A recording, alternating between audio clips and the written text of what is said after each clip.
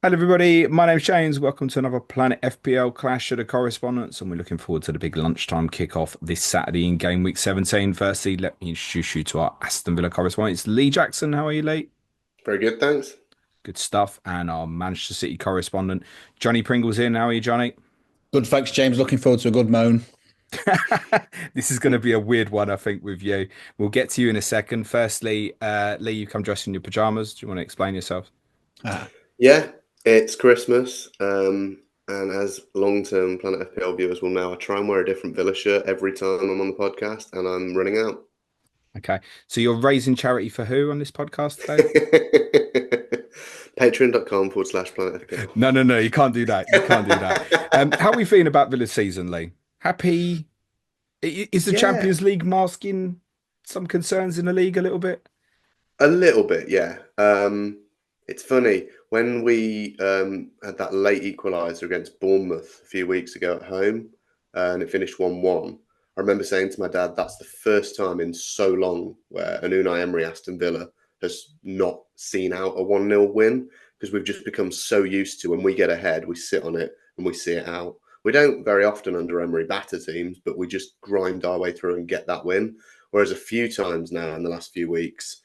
It's not gone that way. We saw that again at the weekend where we've gone from 1-0 up and ended up losing it 2-1 late on, which is very uncharacteristic of an Unai Emery Villa team. But yeah, the Champions League success and doing well in that is certainly masking a bit of disappointment in the league. But overall, I think we've got to be happy. I mean, we saw how challenging it can be last season with Newcastle getting into the Champions League and trying to juggle that competition. So overall, being 3 points off fourth in the league, and I think it's like sixth or seventh in the Champions League now. Yeah, we'll take it. We're Yeah, I good. mean, the Champions League results have been outstanding. You obviously, we covered previously, had the brilliant night against Bayern Munich. Great result in Leipzig very Mm, recently as well. It's interesting you mentioned the Bournemouth game because that kind of the Evan Nilsson goal kind of started a bit of a run that was concerning. yeah, Lost badly in the second half at my place, lost at Liverpool, drew with Palace, well beat at Chelsea. Then the yeah. Brentford Southampton home games felt like kind of must win. They were one. Then another setback at Forest on Mm. Saturday. I feel like it's not just the Champions League performances have been excellent that's masking it a little bit. It's the underperformance of Tottenham, Newcastle, Manchester United as well around is Mm. also masking a little bit of concern at the moment because you're ahead of those teams, right? Yeah, that's it. You look at the table and you go, well, like you say, we're ahead of Spurs, we're ahead of Man United, we're ahead of Newcastle, so it's not that bad. But I think if you'd have said at the start of the season, at this point, you're going to be below Forest and Bournemouth, with respect, we'd have gone, oh, something's not gone right there. Do you see those other teams there as a threat? Forest, Bournemouth, Brighton, Fulham, It's I don't know. or No, you, no or you is no is kind of what I'm saying. maybe to lace the question a different way. When the results are coming at the weekend, are you still more looking at Tottenham, Man United, Yeah, Newcastle? yeah, for sure. Okay, fair Um, enough. the Forest game at the weekend, I wouldn't have taken a draw before kickoff. I'm still looking at them, even though it's away from home and going, we should be going there and winning. We should be aiming to take all 3 points away. What did you put the late slip down to there? Because I know there's kind of complaints about the winning goal and stuff, but they also very narrowly had a goal disallowed just before equalising, and also Martinez' incredible save as Mm. well. What do you put the end of that game down to? I don't think we looked as good when Onana came on. That double pivot of Kamara and Tielemans has been really, really good the last few weeks since Kamara's come back into the team. Whereas when it goes to Onana Barkley, there's a drop off there, and that's no slight on either of those two players. But Onana's just coming back from an injury, so yeah, I think that was a bit of a turning point of the weekend, certainly. Johnny, what do you make of Villa at the moment? so, sort of agree with you both. Sort of like a bit up and down.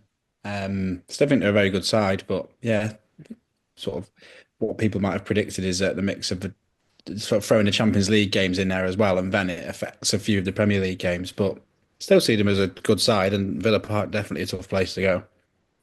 Minus goal difference, Lee. Yeah, yeah, this is it. We haven't been battering teams. I think back to last season when we beat Brighton 6-1 at home. We haven't really beaten anyone that comfortably this season. It's been all sort of narrow wins, and then when we've lost, we've gone down in flames at Chelsea and at Tottenham and at Anfield. Okay. Johnny, I don't know where to start with you, mate. Is this as bad as it's been in the last 10 years or so? Longer than that, it's literally we're breaking records that have stood since like the Stuart Pearce era. It's just absolutely unfathomable, isn't it? Where do we start? I mean, is there a blame here on, I don't know, investment in the squad, on Pep, the players? I think, as always, it's sort of a little bit of everything.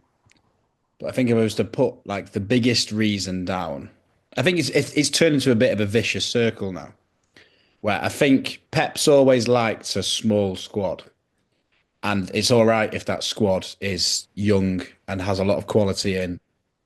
And then slowly but surely after the last few years, over the last few years, the board have sort of let the quality drop in the squad, let players go, and the players come in haven't been as good. They've let the players age in key positions, and then all of a sudden you've ended up with this like small, old, injury-prone squad. Um, and players are coming back from injury too soon, getting re-injured. Players are having to play out of position. The midfield's getting walked over because it's too old. The attackers, apart from Haaland, don't have enough goals and assists in them to like help out. So, like I say, it's just a vicious circle where we've just ended up in like a real bad situation where we look like actually a really bad football team. Is that the reality right now? Yeah, yeah. Like I'm watching people thinking they are just better than us. We got to a point after the Feyenoord game when we obviously um, lost the 3-0 lead. And I was walking to the car with my dad and saying, there is no one in the league that I would be confident of beating. I was like, what fixture would we require? It would have to be like a Southampton at home for me to be confident of winning. Could you see the signs coming? And one of the reasons I asked that is you sold Haaland before you went to Bournemouth. Yeah, I saw him in game week 10. And to be honest, I thought that was too late. I felt like I clinged on to him a little bit more. But I could But have. conversations we've obviously had about Haaland in the past is obviously and completely understandable from your perspective. It's like you obviously want him in your team when he's scoring goals rather than thinking, oh, this is shit for my FPL rank at the same time. Yeah. So what brought that on? I know it was a bit underwhelming in the sense he only scored once against Southampton. That was still a big call to sell him at that point, mate.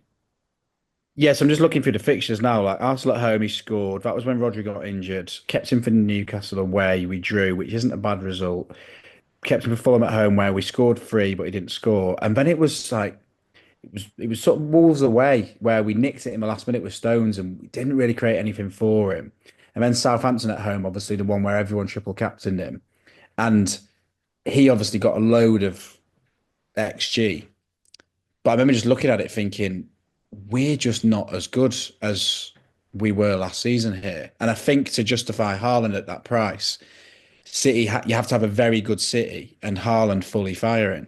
So it wasn't a question of like Haaland at 11 or 12 mil. Obviously, you're paying like absolute top whack for him. And at that point, you were looking at players like Salah, Palmer, Saka, who were smashing it and thinking, it's just not worth having him here.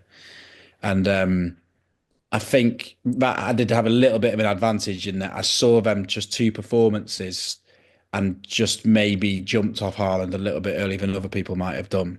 I think it was an advantage that I was watching City every week at that point. Yeah, of course. Did it surprise you then that you lost at Bournemouth? Not particularly. Because I'd said in the There's build up to surprise, but a couple of like, weeks before, I said the Bournemouth game is so dangerous for City. yeah. Well, I was looking at them both thinking they're athletic teams who press well.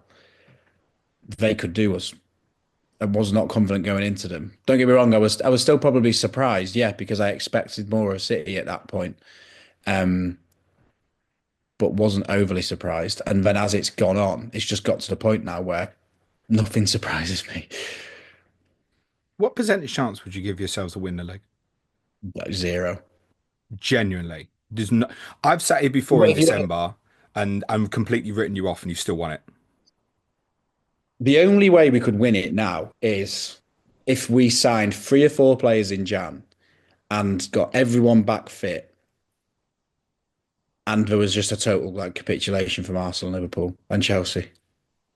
Well, the year I wrote you off, Liverpool did have a capitulation. Yeah, yeah. But like I put that down at like single figures percentage, but I just don't see it at all. Is there a game in this run that's the worst? United. Because of the rivalry, I'm guessing. Yeah, I think so. For the fans, like I think Feyenoord was the one where it was like you're 3-0 up, you've got a real feel good factor back, playing decent, and then you just throw away that lead. And we were just looking at each other like, what the fuck was that? Like that just doesn't happen to Pep City. 3-0 up is like absolute cruise mode, just going to the next game. And that happened. But then I think it was just because of the United result. I say we didn't play that badly. That's in relative terms to recently. I don't think either team played bad, but it was just the way that we're conspiring to just lose games, like look toothless up front, create nothing, and then just teams just seem to be able to score so easily against us. I think as well, the Bournemouth game didn't surprise me, and you answered the reasons why. Then the sporting game, there was the all the Amorim stuff as well. Okay, fine. It didn't really matter at that moment in terms of the context. You went to Brighton with a really patched up backline. Yeah. So it felt like there was a bit of mitigating. Then going into the Tottenham game, Tottenham obviously had weaknesses defensively, and we were obviously both at the game. All that beforehand with the Guardiola new contract, the Rodri on the pitch, bloody flag covered the whole pitch. It was like this is so written that whatever's happened to City in the last couple of weeks doesn't matter, and it will be fine now. Then that happened, and then final in the week. Yeah. So I mean, what was going through your mind in the Tottenham game in the second half? Because the thing that really staggered me and stayed with me was how easy the start of the second half was. So we're 2-0 up at half time, and I'm thinking, we've been here before, a couple of years ago, exactly the same. You blitzed us, you won 4-2. The first 15 minutes of the second half were just in complete control. But I was in the concourse at half time having a beer with my mates, saying like, if there's one team you want to be 2-0 up against in this situation, it's Spurs because we've Yeah. done it before. And then we did nothing. And to be honest, I was still in the concourse when you scored the third. I didn't even hear the fans. I just got it on my phone. I was like, shit, we're 3-0 down. We weren't that quiet, Johnny. I was not listening really. Um, and then, yeah, that was the game I tweeted. It's just like, today's just convinced me we're not good enough to win the league. Like if we are going to get levered at home by Tottenham, just look toothless and just concede goals as easy as that, we just don't have a chance. You do have a lot of injuries defensively at the moment. Yeah, It's worth saying. yeah. I mean, essentially, you had three defenders that you could pick going into the game at the weekend. Vardio looks drastically uncomfortable at centre back. Cole Walker is obviously having a really bad spell, and as many City fans keep telling me that he's done, basically. So there's that's mitigating at the moment as well. Is that any excuse for this? Well, then that's when you go back to the board. Like Kyle Walker should have gone 2 years ago. We had an offer from Bayern Munich for him. We had an offer from Saudi last summer. Just shouldn't be here. It's the classic case of just don't let a player age. And you've seen the effects that it's had, and it's tarnishing his reputation with the City fans. I feel sorry for him a little bit because if he'd have just gone out on a high after the treble, he'd have his reputation intact, and that's something that I do feel like sorry for the players. Like Gundogan's being held out to dry. He shouldn't be playing this much at 33 in such a key position. Then Ake and Stones are injury prone. You haven't replaced them. They're injured.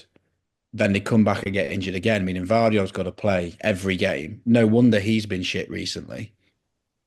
And then Rico Lewis, a 19-year-old lad who's having to play too often as well, in sort of like patched up back lines and stuff. And this is what I mean about it being a vicious circle.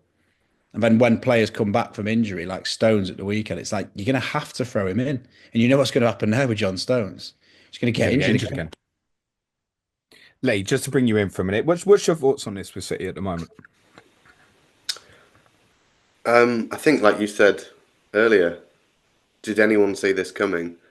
No, not really. It's caught us all a bit off guard. I think City was still comfortably bookies' favourites pre-season to go and make it five in a row. I think the injuries are certainly a mitigating factor, but like you say, losing players in the summer as well. So Alvarez is one that stands out for me. That I think at the time most people went, "That's a good, fair offer for him. Take the money, okay, recruit." But But actually, looking back now, do you look back and think maybe he was more important than we realised to that team? Johnny? I think it was a good deal for Alvarez. I don't think he was that important to us. There was times when he did need to come out the scene last season, but I think the mistake again was just not replacing him. Mm, Pep's just asked too much. He's looked at Oscar Bob, who I really rate, and Savinio, and have thought, okay, we'll sign him for 25 mil. He's looked all right as well. And then, but it's just been a mistake. Obviously, we're unlucky. Bob got injured. De mm, Bruyne got injured. Foden's don't know what's happening with Foden. And but then you have to look at the stats like between Foden, Doku, Savinio, Grealish, Bernardo, the attacking players, they've got like 2 goals max between them in the league mm, this season. It's crazy.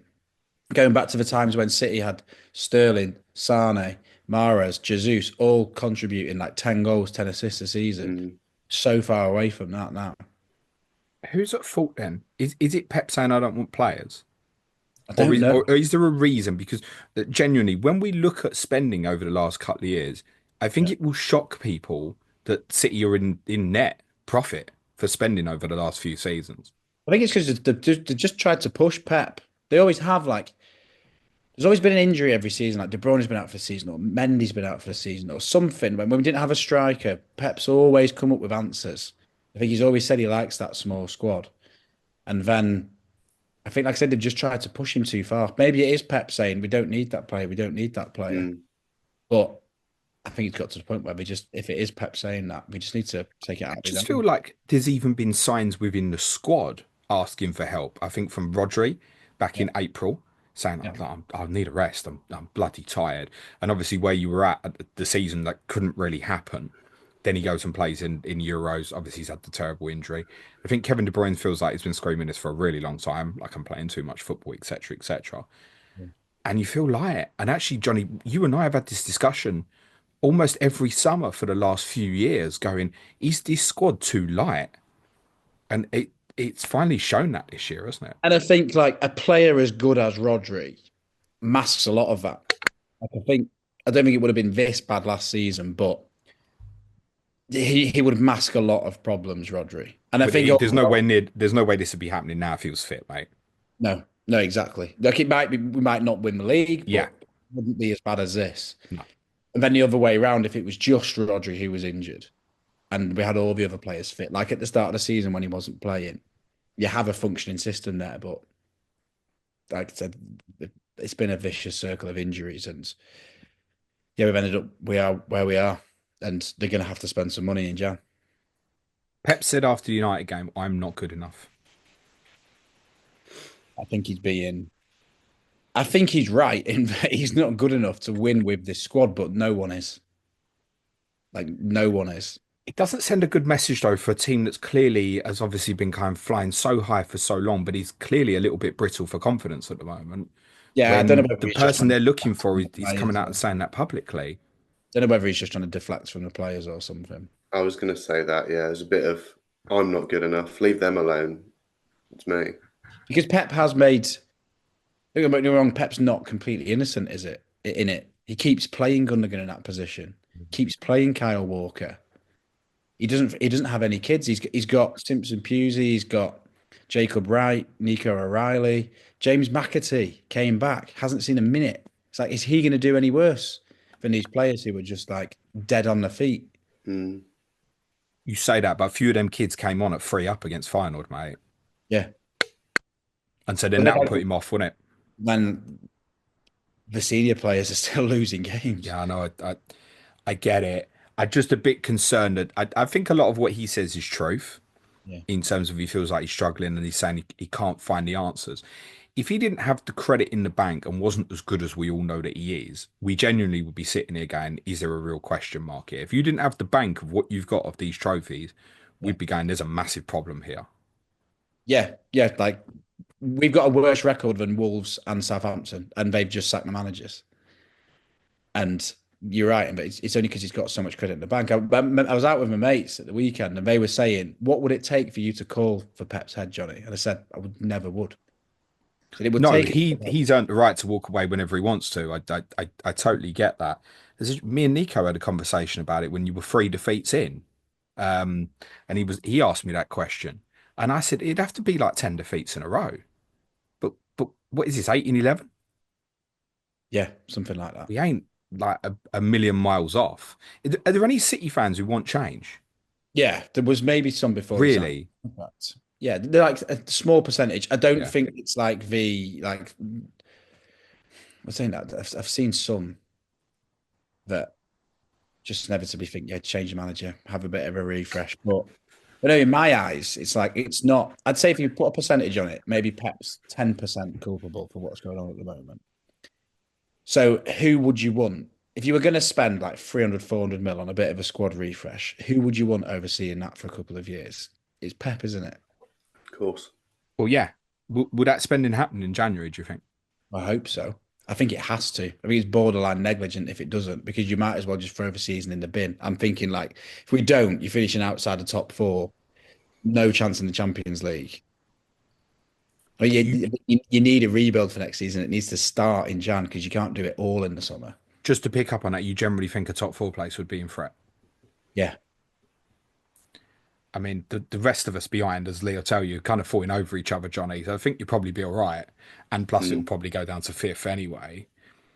But I've said that. I've said you're more likely to drop out the top four than win the league unless something changes.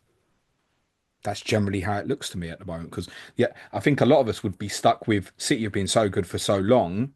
You fear what it is, but you can't fear what you're looking at the moment, I don't Yeah. think, No, essentially. I mean, people are saying, "Oh, they're going to come back in the second half of the season and stuff like that." But they've always City have always had that sort of like. There's always been something there. We've never been this bad. Like, there's just been one or two things, and you're just waiting for City to click into gear. But this is like there's so many things wrong. That the run isn't coming. It's not for a while, but how big is that PSG game? I think if we lose that and beat Bruges, we probably scrape through anyway. And Yeah, I don't agreed. think we're getting top eight now anyway. So No. that's probably not as big as you think, but the Bruges game definitely is. Okay. Like I said, we've cocked it up there. You needed that top eight, and you've added two extra games with them playoffs. We should be easily capable of getting in that top eight. Lee's team might go above you if they win on Saturday. I mean, Lee, when you hear all that, are you expecting to win at the weekend? I still sit here and remember the last 4 years, and I can't help but look at City as the best team in the league with one of the best managers of all time, and I can't help but still sit here and think probably take a point if we beat them. My God, what a result that would be to beat City, and that's probably just looking at it as the heritage of the last 4 years and what City have been, rather than this persistent poor form that we've seen for a long period now over the last few weeks and months. So no, I'm certainly not expecting us to turn City over on Saturday, but I think we've got a chance for sure. Your best performance last season, I would argue, was against City. For sure. You were Yeah, there's so no dominant that disputing night. that. Yeah, yeah, that was There's bonkers. very few teams I'd seen do that to City in the sense City just really couldn't create that night and actually, in periods of the second half, struggled to get out your half. It was incessant, Yeah, the pressure. it was a perfect storm, I think, that night of it being a night match, and Villa Park is always more lively on an evening match. Um, we were in really good form going into the game. We had a more or less fully fit squad, and City didn't have Rodri. Big miss on that night. That's not going to help this weekend. Does a week break help you here, Johnny? Yeah, I think so. Like sometimes when you lose, you just want to get straight back into a midweek game like the Carabao Cup we could have played and maybe got a bit of momentum, but you just need a bit of a rest back. He gave him 2 days off. They're only back in training today. Is that because he's overworking them? I think just because there's so many of them injured, just to have a rest and try and get some back. Try and get if Stones can go through this week getting fit. Or Is this a good fixture or a bad fixture? I think it's a bad fixture. Because That's because we're having to play a football game. can't believe you're saying this, Johnny. Don't think the majority of us can't believe what we've watched over the last couple of months. Mm. Do you have a solution in your mind, Johnny, of what you would want to do with this team as it stands right now? sign some players. Well, that's not going to help in the next 2 weeks. I mean, kind of structurally at the I moment. Is think it genuinely, I think like play Stones, have a reasonable back four. Play maybe Gundogan and Kovacic together Yeah. with De Bruyne. Put together like a decent, like obviously patch together like a decent team. I say a decent team, it's a very good team on paper, but they're just lacking in confidence and just we just look so fragile though. Just don't go behind first and try and get something at the But then weekend. even the weekend and Feyenoord as examples of you being the head and kind of being in control. I think he's got to go to two deeper in midfield Yeah. because there isn't anyone capable in that squad at the moment of being the one. Kovacic is close to maybe doing it once he's back available, and his injury hasn't helped either. But I think you've got to go to a two. And I know Guardiola will always want to attack with a five at the top end. I'm sure within possession he can still manufacture that. But when you lose the ball, you're in so much trouble with just the one. You just need a stable back four and then Kovacic and Gundogan, and then just build from there, and that gives you at least something. Okay. Yeah. But I don't think he'll do that. Nah, I don't know. I don't know. Is Just on Holland? your Go on, Lee. Sorry, Sorry. I was just going to say, Johnny, on your first point around signing players in January, what position do you think is the most important? Defensive midfield, right back, then centre back, I'd say. Then a backup for Haaland, so he doesn't have to play as much. Well, that was the question I was going to say. Is he part of the problem? Yeah. We've had this conversation, but is he genuinely? So again, I oscillate between him. At the weekend, I was so annoyed with him because he was bullied by Harry Maguire. He was just ambling around, not pressing, not making it difficult for defenders. But he's playing 90 minutes every game with no service.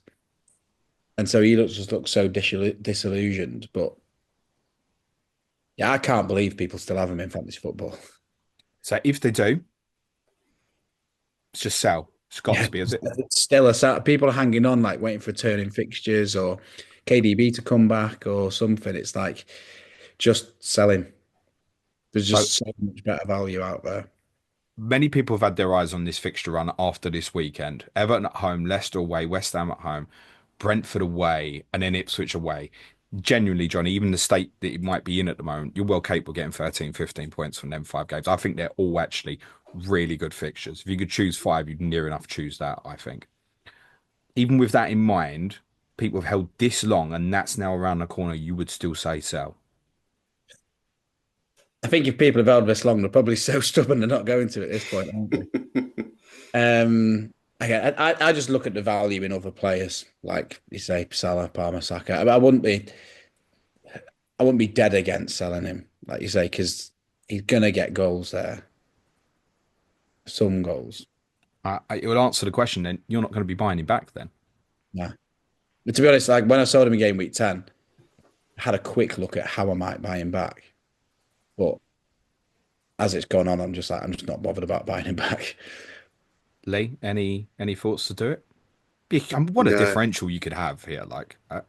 yeah, I think if he was 12.5 million, you could Yeah, maybe make that argument, but it is just that price.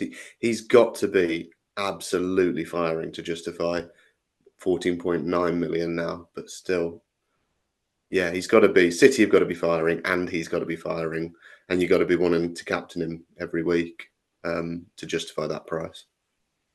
I can only see me going there at any point, kind of between now and blanks and doubles if Salah got injured. Yeah, I think Cannot. that's it. It's just like Yeah, the Saka's 10 and Haaland's like 15. You got to find 5 mil from that's what somewhere. I'm saying. Yeah, even if Palmer gets injured, it's not doing me any good. It's like Mm. ones and twos. It's like you've got a serious downgrade somewhere. Have you got any other City at the moment, Johnny? No, I sold Rico Lewis last week. What would be advice for owners who have him? I wouldn't be against keeping him because he is a good price. And again, like you say, we have decent fixtures and he will play. I think he's probably a sell if you have no other problems, but I don't mind keeping him if you do have other problems. Yeah, I just wonder if it might have gone so far one way and come back. I've kind of been quite critical of people that have had him this year because it's like a headache every week. But the more I think about Walker's form, the more I think you're right. Actually, longer term, he's going to start regularly moving forward, isn't he? I don't know. Like, yeah, it will probably start more games than not because I think he has to put him. I think he has to play him over Walker. Okay. Lee, any City in your squad at the moment? No, none, which I Looking at think any? says a lot, doesn't it? No, similar to Johnny, actually. I had Rico Lewis for a while, but sold him a couple of weeks ago because I had. No, it was last week when he got suspended. Yeah, sold him. So this 5 game form, Johnny, you're not looking to invest in anything, no? You don't think? Nah, I'm just nothing in defence because we can't keep a clean sheet, and I'm happy with Arsenal defenders. Um, Midfielders just Foden, De Bruyne, maybe they're just not value over like the similar players there. Fernandez, Saka, Palmer, Salah. Maybe the cheap like 6.5s, but again, like that's just a really awkward price point at the moment. You've got players who are cheaper that are more reliable than them. And then yeah, Haaland's just so difficult to get to. You're just not going there. One clean sheet was against Forest, which was a Yeah. game I fancied you to do well in actually, and you did. Back for that day, Akanji, Diaz, Aki, Vardiol. Yeah. That's imposing, isn't it? In comparison to some of the recent lineups we've seen. Yeah. Yeah, but that was exactly what the fans asked for that night was just bomb Kyle Walker out the team any means necessary. Play Akanji right back and get Ake and Diaz back in.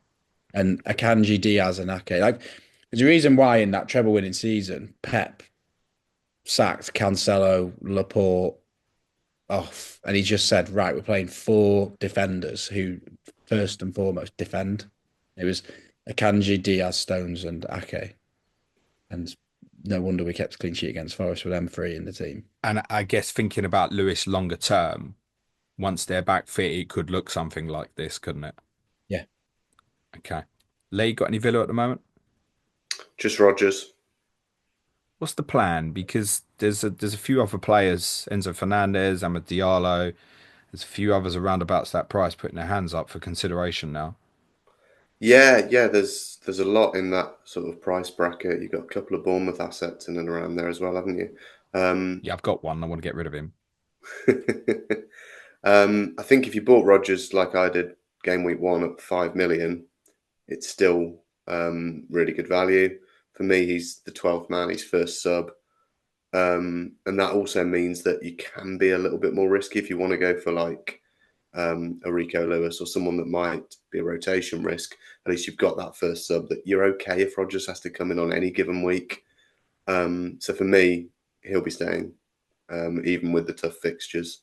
And as you said earlier in the week, actually, I think a fixture like City, where there's space, could suit Rodgers more so than trying to break down a low block. But yeah, in reality, I'd be way more comfortable playing him this week than say Newcastle away the following week. Yeah, It's just this reality of where we're at this moment. And interestingly, I think that those are shiny toys.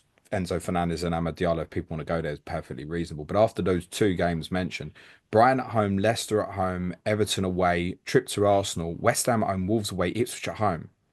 It's going to come back. It's a really good run for you, actually, Lee. I don't know if people are overlooking that at the moment. yeah. I was hoping to be able to say there's no player, no midfielder cheaper than Rodgers who's got more points, but Diallo, which surprised me, has actually got more points this season now than Rodgers, which is interesting. Yeah, I think the problem I feel with him, Lee, like he's done absolutely fine for what he is. I don't look at him and feel comfortable enough to feel like, oh, I want to start you regularly. It's like, oh, you're an ideal first sub or something. That's Yeah, great, but I'm going to miss out on some good fixtures here where I'm maybe not going to start him. I've as much as thinking about going to like a Diallo, I'm more thinking about someone like a Diblin and yeah. just Take putting it that all the little way bit more down. money in the bank because I'm never like going to start him either.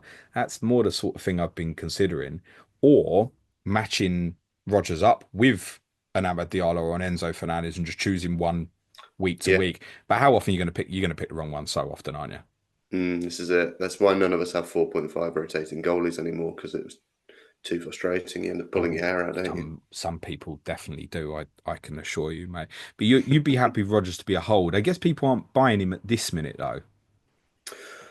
How much is he now? He's 5.4 If you still. were buying 5.3. now at that price, you'd buy one of the other two, I think, wouldn't you? Think you would, yeah. Yeah, Yeah. I agree with that. Have you got Rogers, Johnny? Yeah, yeah, I've had him since the start. Starting him this week? Not at the moment because I've got a pretty solid four and a three. But I would, I mean, I have thought about it, but Yeah, I get that. Watkins owners, Lee, is that in must sell territory, is it? With Isak and Jackson, the cheaper, looking very attractive. I don't think Watkins is ever must sell because we know how consistent he is. He's always got a chance of getting goals and assists. But at 8.9 million he is now with this price hike that we saw him get for this season. I love the fixtures that Isak and Jackson have got coming up in the next few. So yeah, I think that's an easy move to make if you've got no other problems to solve. It'd be interesting. I mean, if Watkins has a couple more quiet weeks and Isak continues to do well, they might even cross over in terms of price in time for that really good run that you've got actually. Mm. And it might be a deliberation in a couple of weeks. Would you want Watkins for that period of fixtures we've said, or is it not a consideration at the moment?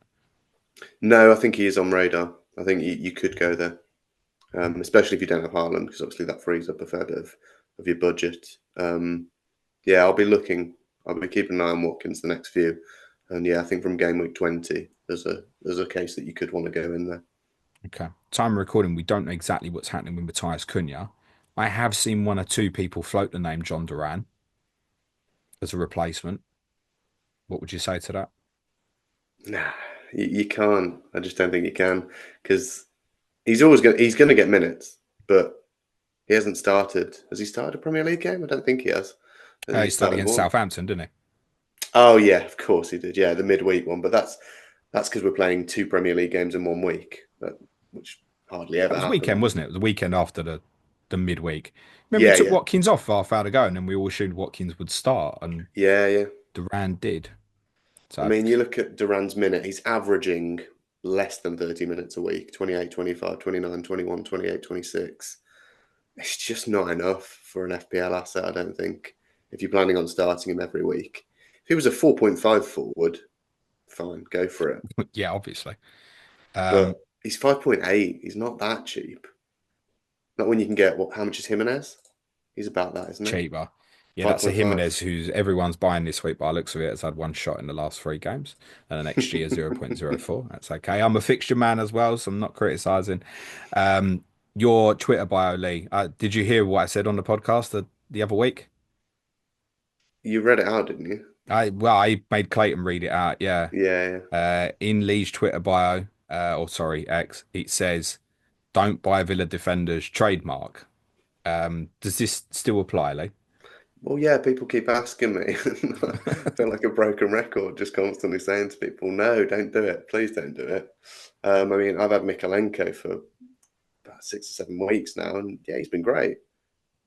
Are Everton as good as Villa as a football team? Probably not, with respect, but we just don't keep clean sheets. We never look like keeping a clean sheet. I think we've kept one this season in the Premier League. And you couple that with the fact that other than Conser, Torres, our defence all get mixture of minutes. Dean's coming off most weeks for Mats, and it's not like he's playing the full 90. There just isn't an option there. If we had a really attacking wing back who was absolutely nailed, I could be more tempted to say maybe go for it, but nah. Okay. I'm probably downgrading Pedro Porro really soon to something in and around the 4.5 bracket and below. And I probably now don't need it in the next 2 weeks, ironically. And then your fixture run starts afterwards. So surely Esri Konsa at 4.4 should be on my radar, Lee, no? If you're set on getting a Villa defender, then yeah, it's probably Conser. But no, I'd be looking elsewhere. So you'd rather go for like Dean Hyson at Bournemouth 4.3 or returning Jockey Manderson at 4.2 if it's Yeah, I think available. so. Or a Okay, Dunk or a Colwill. Yeah, just something else, not Villa. fine. Any Villa in yours other than Rogers, Johnny? You said no, right? no, yeah, no other Villa. Take it you're happy to hold, or are you looking at one of these other players as well?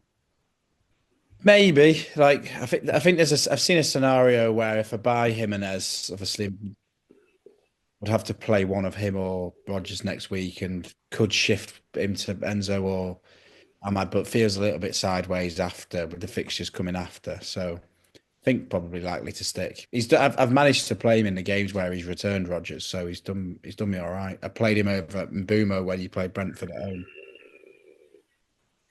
Okay. Is Edison back as number one now? I don't know. That's another thing, isn't it? I genuinely don't know. All right, different question. Who do you want to be number one? Uh, That will not surprise people in itself, I think. not particularly bothered. Like Edison had a really good start to the season, and then he did fuck up for a couple of goals at the time, and had his usual sort of like hologram game against Tottenham. Um, and yeah, got bombed out of the team, and then he's come back in. But it's difficult to know where his first choice because he came against Juventus and then played against United. So yeah, maybe. But Ortega did okay when he came back into the team. So In that Forest game as well, Jack Grealish played a more central role. yeah, Is that something you think we could see again, or was it a one-off? yeah, I think so. Yeah, just because the midfield is so immobile and athletic at the moment that you just need Grealish in there to be able to hold the ball, get himself about, put a challenge in. Do you have any love from a fancy perspective for any of these Grealish, Dokus? I mean, Bernardo Silva's your highest scoring midfielder. Not particularly. I can foresee a scenario where if a Saka or a Palmer got injured this weekend, and then with them five fixtures, I can see a De Bruyne versus Foden debate actually happening, mate. Under Yeah, that sort of scenario, what would be your advice? go like Bruno Fernandes instead. Wow, that's so big. Gentlemen, thank you both so much. Pleasure as always. Let's end with predictions. Lee, Oh, I haven't given this any thought actually. you bullshit. Um, It's probably kept you up last night, I bet. 1-1.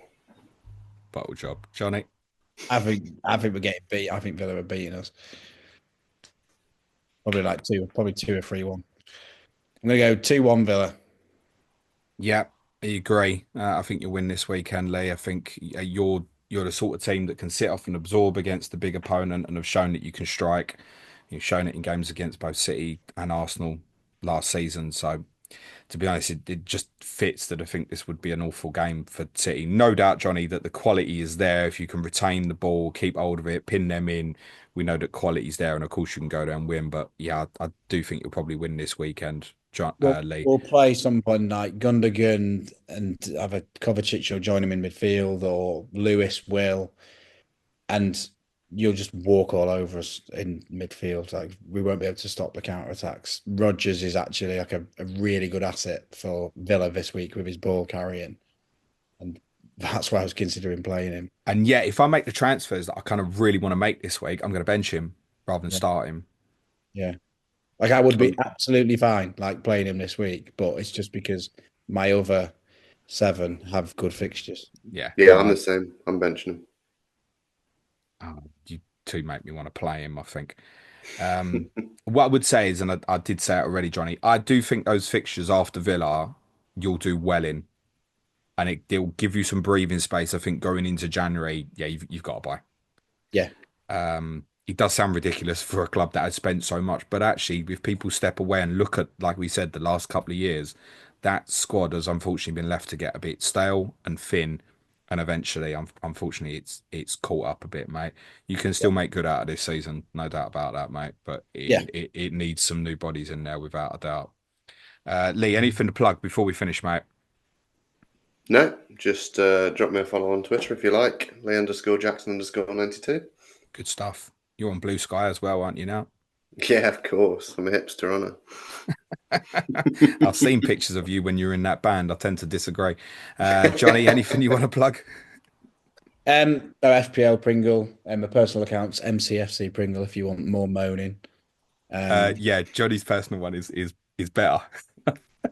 Although you know I've put out some good FPL gold I? recently as well, Might have Johnny, to to be follow that fair. one. And you're on Blue Sky as well, aren't you, Johnny? Yeah, I joined it just because I want to keep up with the accounts who have moved, to be fair. Yeah. So whenever I have my little FPL scroll, I'd go on both. Good stuff. Thank you both so much, gents. Good luck. Have a good Christmas. I'll be streaming tomorrow. Ask James Ask James. Timing scheduled for 2:30. That might end up a little bit later. No Clash of Correspondence next Thursday because it's Boxing Day and we'll all be watching the football, I presume. So I've got Tottenham versus Newcastle for you in 2 weeks with Ricky Saunders and Simon Bibby. Just leaves me to say thanks very much to Lee and Johnny. Good luck, gents. Cue music, please, man child.